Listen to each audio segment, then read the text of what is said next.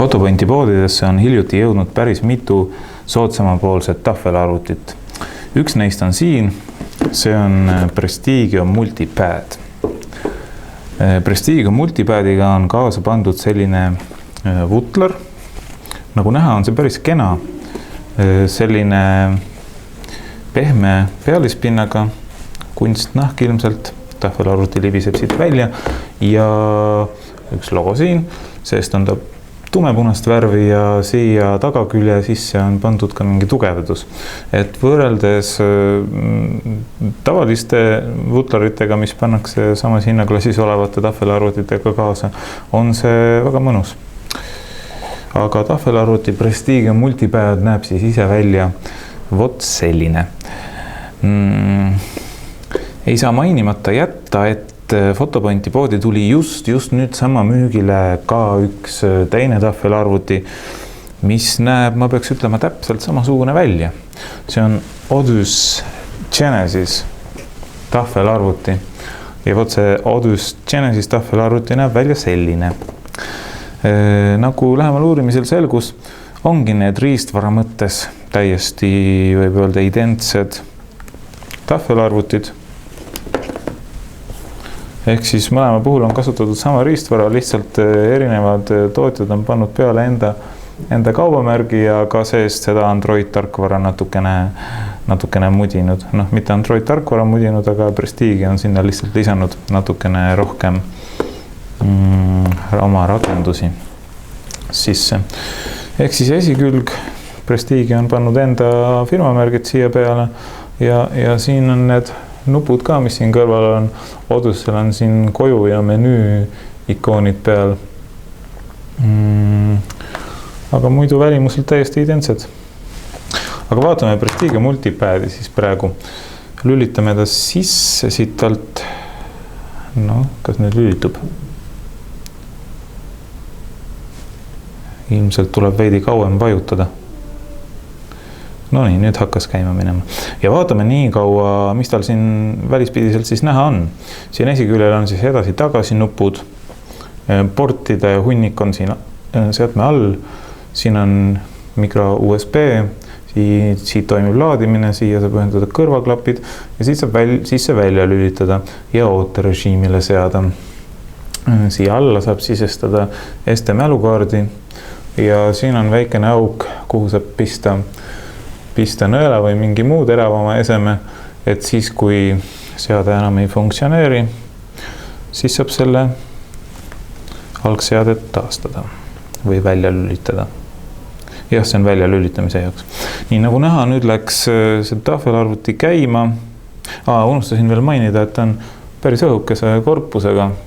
Sellise hinnaklassi juures oleva tahvelarvuti puhul on see märkimisväärne.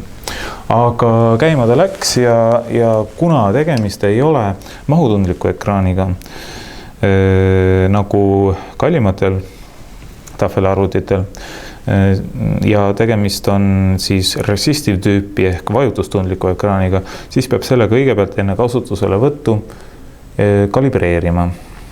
Kalibreerimiseks on soovitatav kasutada mitte sõrme, vaid sellist veidi täpsema otsaga, mida iganes, siis minul on praegu vaakumi puutepliiats ja siis tuleb lihtsalt vajutada nendele ristikestele siin, võimalikult nende ristikeste keskele, all vasakul ja all paremal. Ja ongi korras. Ekraan on kalibreeritud ja võib hakata kasutama. Ma lülitan selle Odysse ka korraks sisse, et näidata nende tarkvaralist vahet.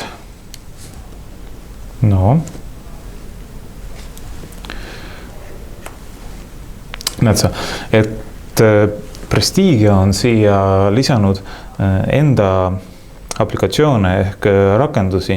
Odyssel on see selline puhtam Androidi kogemus, et siit neid rakendusi lahti võttes näeme, et need on päris käputäis siin, päris vähe. Samas Prestigiol lahti võttes näeme, et siin on neid palju rohkem. Siin on IMDb filmide juht ja ja shopping ja igasuguseid selliseid vidinaid on siia lisatud. Prestigio enda sellise kilbikujulise logoga on nad siin ära tuntavad. Et selline tarkvaraline vahe siis väikene küll, sest et tegelikult saab ju neid rakendusi ise ka alla laadida, aga siiski üks vahe. Jätkame multipad'iga. Esimene asi, mida ühe tahvelarvuti esmakordselt sisse lülitamisel tuleks teha, on ilmselt ühendumine Wi-Fi võrku. Teen seda ka mina, lülitan Wi-Fi sisse ja kuskilt peaks saama nüüd valida ka neid võrke. Trükin siia selle parooli sisse ja siis võib-olla juba saabki internetti minna. Nii.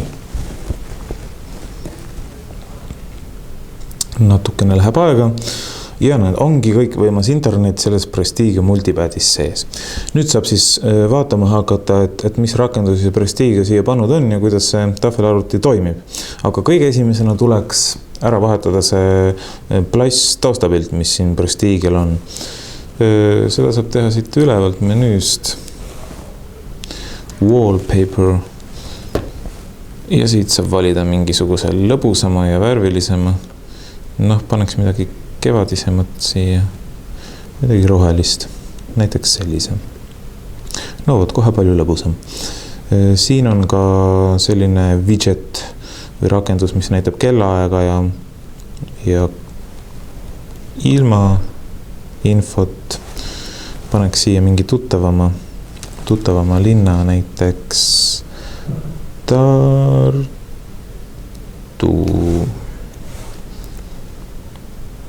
Ja ongi korras. Fahrenheiti ma ka ei taha. Seda vist sai siit alt muuta, jah. Okei.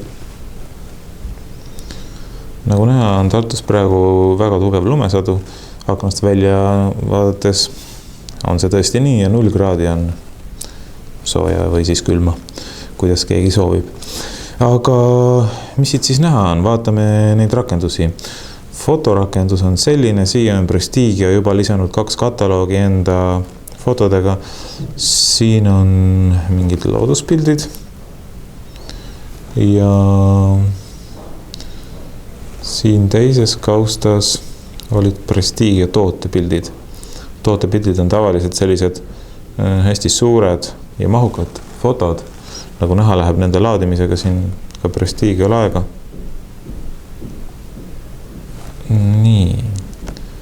Ja fotosid saab edasi keerida siit samast ja vaadata niimoodi. Vaatame, kas ka 4-suunaline orientatsioonisensor töötab. Jah, töötas väga hästi. Et siit peaks saama nüüd edasi ka kerida idee poolest. Jah. Et kui need pildid on siia juba üles laetud, siis nagu näha, läheb nende vaatamine päris libedalt juba. Okei, selline oli siis piltide vaatamise rakendus. Vaatame, mis seal laias internetis ka toimub. Nii. Kuhu mujale ikka minna, kui ikka Fotopointi veebilehele. Fotopoint. Läkski õigesti. Go. Wi-Fi on selles ruumis natukene aeglane, sellepärast võib see veebis surfamine tunduda veidi aeglasem, kui ta tegelikult hea ühenduse korral võiks olla.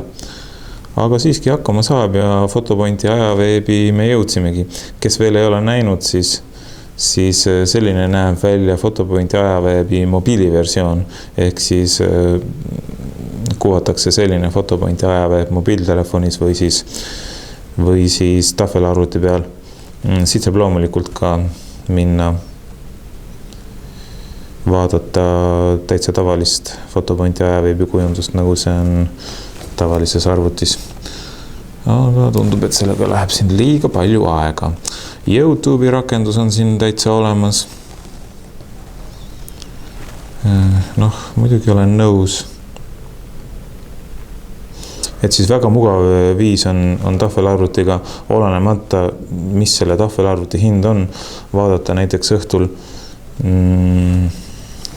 diivani peal istudes YouTube'ist videoid.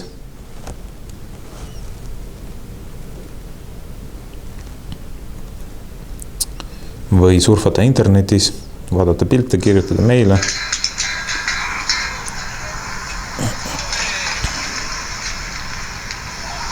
Et selline.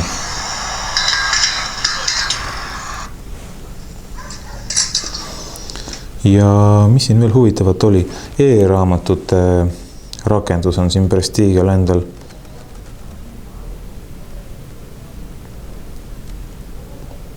Olemas. Tundub, et see lükkas lahti nüüd brauseri ja viib mind sinna kohta, kus ma saan neid e-raamatuid alla laadida. See ei olnud päris see, mida ma praegu tahtsin.